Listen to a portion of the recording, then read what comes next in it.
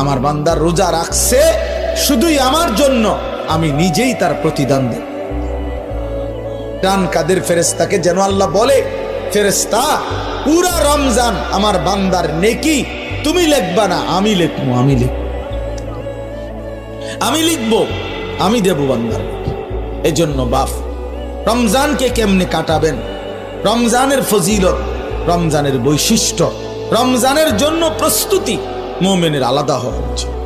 যাদের কলিজায় আখিরাত আছে, যাদের ফিকিরে আছে জান্নাতে যাওয়ার, যারা কবরের আযাব থেকে বাঁচতে চায়, যারা জাহান্নামের আগুন থেকে বাঁচতে চায় বাপ, তাদের জন্য রমজান ভিন্ন কিছু।